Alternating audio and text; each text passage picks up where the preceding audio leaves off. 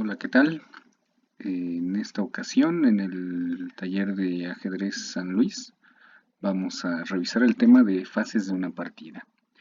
El objetivo de conocer las fases de una partida es comprender las características de los distintos momentos que tiene un juego, una partida de juego de ajedrez, y ello nos va a permitir tener mayor confianza en nuestro desarrollo del juego, tratando de evitar que lleguemos a esas circunstancias en las que después de algunos movimientos de pronto ya no sabemos muy bien qué hacer.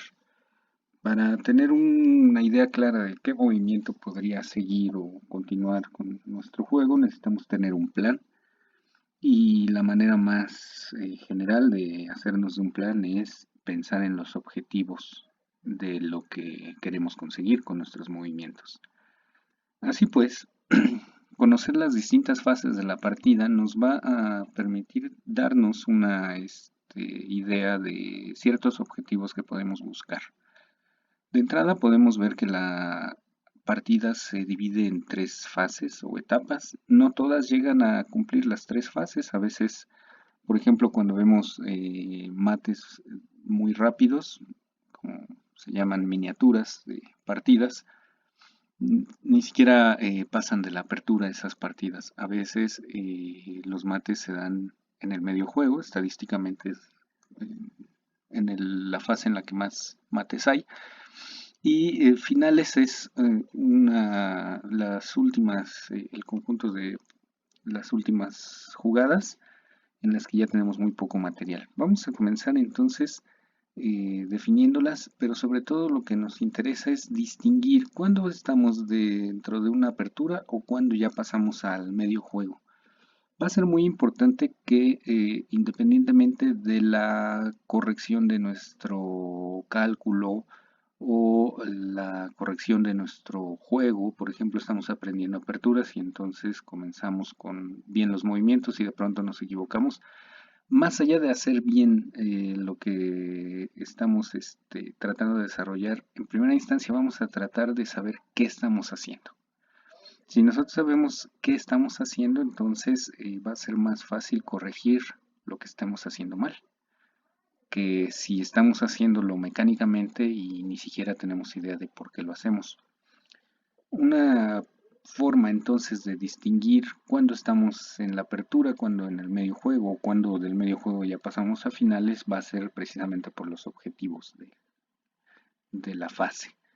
Por ejemplo, en la apertura, cuando nuestras jugadas van a ser iniciales y tenemos todos nuestras piezas en el orden que inicial, lo que podemos imaginarnos como objetivos, vamos a plantear dos: el desarrollo de las piezas.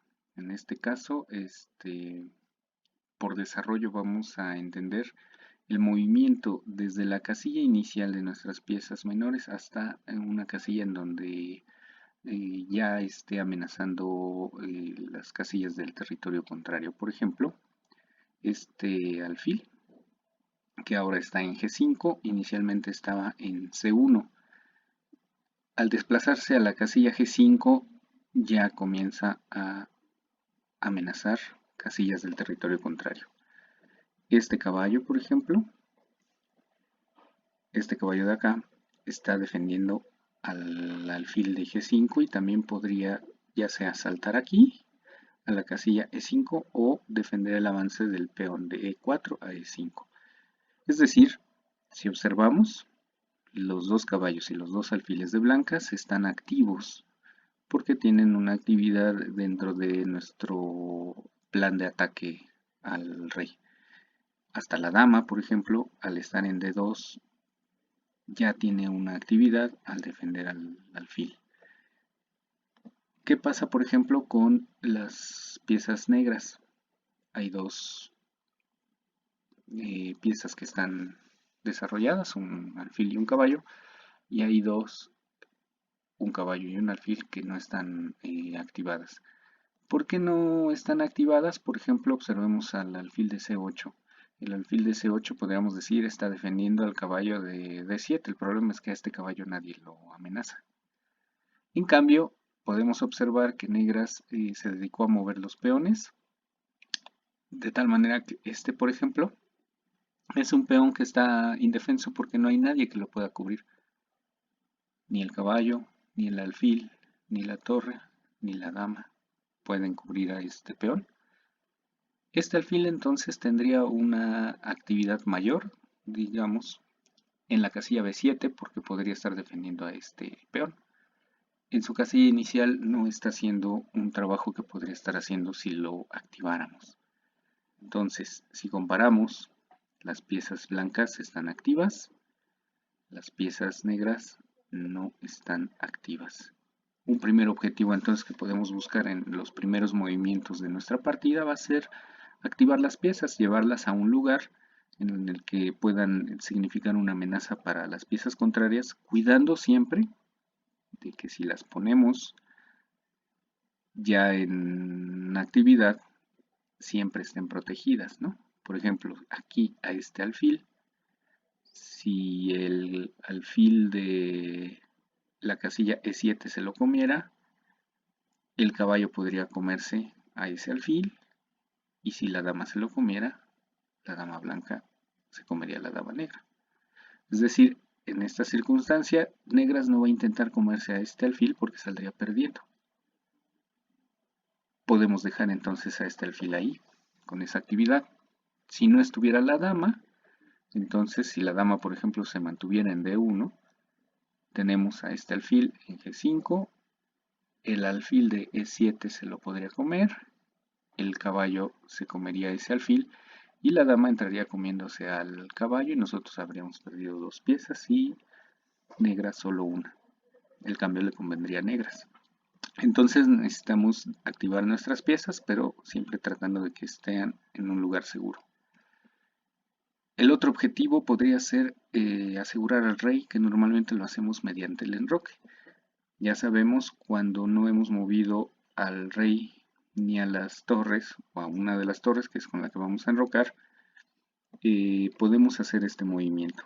Movemos al rey dos piezas, dos casillas, perdón, la torre brinca al rey quedando de esta manera. Se puede hacer para un lado o para el otro.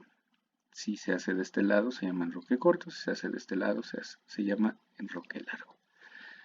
Si observan, el rey entonces ya tiene tres peones y una dama al lado, tres peones enfrente, una torre al lado, y esto le genera mayor seguridad al rey que si estuviera en el centro, porque en el centro es donde normalmente se hacen cambios de piezas, se hacen cambios de peones y es más vulnerable frente a un ataque el rey.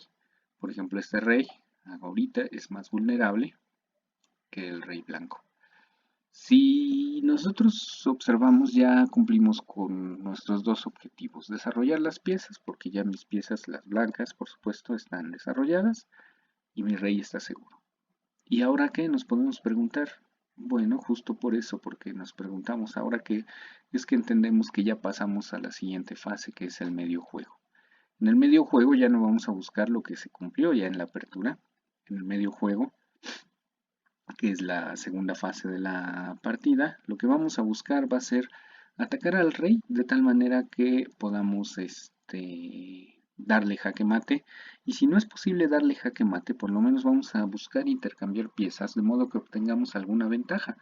Por ejemplo, en la siguiente situación, blancas tenía la torre en E2, la movió a E7, y lo que amenaza es lo siguiente: si le tocara jugar a blancas, avanzaría el peón de G4 a G5, dándole jaque al rey, y el rey no se lo podría comer porque hay un peón defendiendo esta casilla. Tampoco se podría mover a la casilla G7 porque está la torre, ni se podría mover a la casilla H5 porque está el alfil blanco. ¿Qué sucedería si blancas en una circunstancia así moviera el peón una casilla? Pues le estaría dando mate al rey. Con esta amenaza, negras está obligada a evitarla. Una forma de evitarlo es, por ejemplo, avanzando el peón de G6 a G5.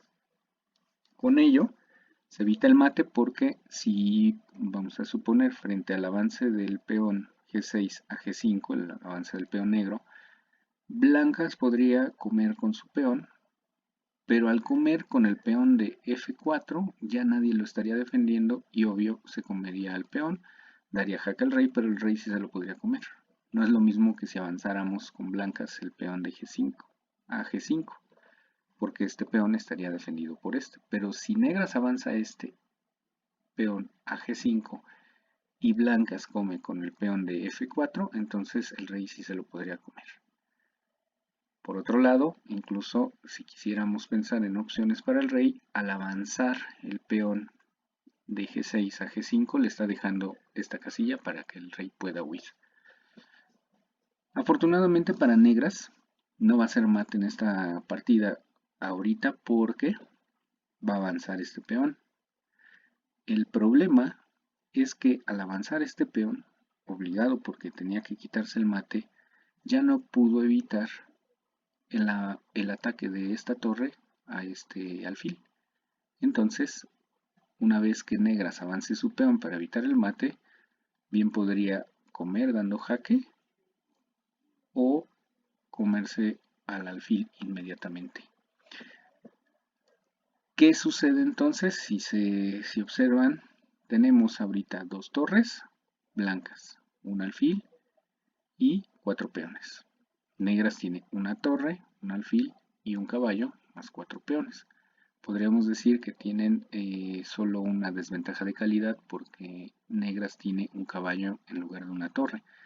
Pero al blancas comerse este alfil, después de que blancas se coma este alfil, negra se va a quedar solo con una torre y un caballo, y blancas va a tener más los cuatro peones, y blancas va a tener dos torres, un alfil y los cuatro peones, es decir, va a tener una torre de más. Eso es lo que vamos a tratar de buscar en el medio juego si no podemos dar mate. Lo que vamos a tratar es de quitarle las piezas de tal manera que quedemos con alguna ventaja. Le vamos a quitar las piezas a nuestro rival con alguna ventaja. Cuando después de los cambios empezamos a quedarnos sin piezas o las piezas son muy pocas y entonces la cantidad de jugadas son muy limitadas, entonces podemos entender que ya estamos en las finales.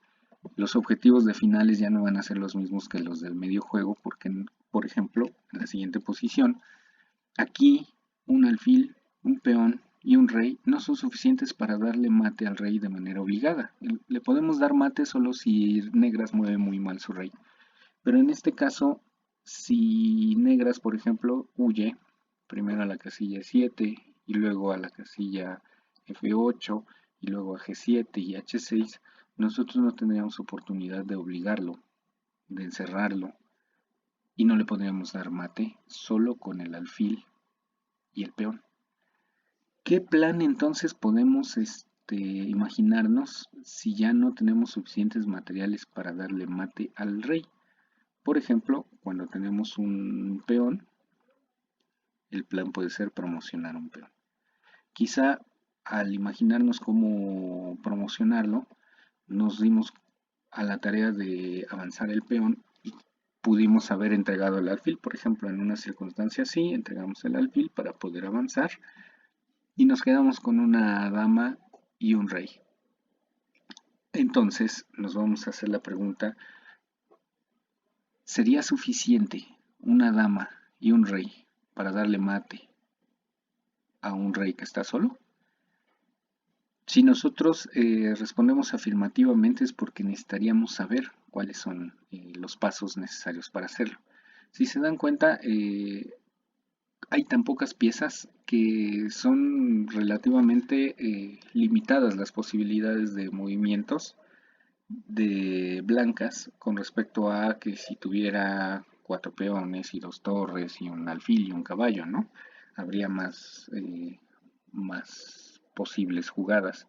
En este caso son muy pocas y son tan pocas y ya están tan estudiados que podemos saber actualmente por la teoría que una dama y un rey solos contra un rey solo pueden darle mate al rey en menos de 50 jugadas. Una torre y un rey también pueden darle mate a un rey solo si tenemos menos de 50 jugadas. En cambio, si tuviéramos solo el alfil, si en la situación anterior se hubiera comido el rey negro nuestro peón y solo nos quedáramos con el alfil y el rey, ya sabemos que no es posible darle mate al rey negro con un peón y un rey, con un alfil y un rey. De este modo, lo que podemos observar es que el estudio, por ejemplo, de los finales, nos va a evitar perder el tiempo en posiciones en las que ya sabemos que va a ser un empate porque no tenemos suficiente material para dar mate. En ese sentido, vamos a procurar que las siguientes lecciones se orienten a eso, al estudio de los finales, como una de las fases más importantes del inicio de nuestros esfuerzos en el ajedrez. Por el momento es todo y agradezco su atención.